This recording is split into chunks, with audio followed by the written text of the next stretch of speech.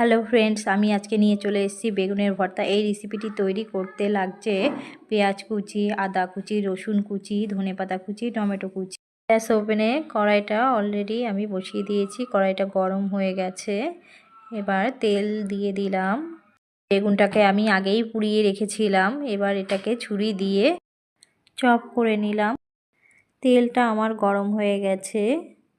ফোড়নে আমি একটা গোটা শুকনো লঙ্কা, একটা তেজপাতা, অল্প কিছু গোটা জিরে দিয়ে দিলাম। জিরেটা দেওয়ার পর একটু নেড়ে চেড়ে জিরে থেকে ফ্লেভার বেরিয়ে আসলে তার মধ্যে পেঁয়াজ কুচি দিয়ে দিতে হবে। তারপর পেঁয়াজটা ভালোভাবে নেড়ে চেড়ে নিতে হবে। পেঁয়াজটা হালকা লাল লাল কালার হয়ে আসলে রসুন কুচি অ্যাড করে দিতে হবে। তারপর রসুনের কাঁচা গন্ধটা চলে গেলে তার মধ্যে আদা কুচি দিয়ে দিতে হবে। এরপর কাঁচা লঙ্কা কুচি দিয়ে দিলাম। তারপর এর মধ্যে অ্যাড করব টমেটো কুচি, স্বাদ মতো লবণ দেওয়া হয়ে গেলে ঢাকনা দিয়ে কড়াইটা একটু ঢেকে দেব। এরপর কিছুক্ষণ পর ঢাকনা খুলে 1 চামচ হলুদ গুঁড়ো দিয়ে দেব।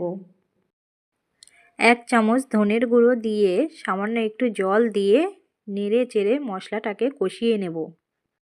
থেকে তেল ছেড়ে আসার আগ পর্যন্ত মশলাটা ভালো করে নেড়ে চেড়ে কষিয়ে নেব। দেখো মশলা থেকে হালকা হালকা তেল ছেড়ে দিয়েছে। আমি সামান্য একটু চিনি অ্যাড করে দিলাম। মশলাটা আমার ভালোভাবে কষানো হয়ে গেছে। এবার চপ করা বেগুনটা আমি অ্যাড করে দিলাম। মশলার সাথে বেগুনটাকে ভালোভাবে নেড়ে চেড়ে মিশিয়ে নিতে হবে, যাতে মশলাটা বেগুনের সাথে খুব ভালোভাবে মিশে যায়। তোমরা চাইলে এখানে সামান্য একটু দুধ অ্যাড করতে পারো, কিন্তু আমি সামান্য একটু জল দিয়ে দিয়েছি। ভালো করে নেড়ে চেড়ে কষিয়ে সামান্য একটু গরম মশলা অ্যাড করে দিলাম। কেটে রাখা ধনেপাতা দিয়ে বেগুন ভর্তাটা আমি নামিয়ে নিলাম। এই দেখো বেগুন ভর্তাটা আমার পুরো রেডি হয়ে গেছে। এবার আমি প্লেটের মধ্যে সার্ভ করে দিলাম।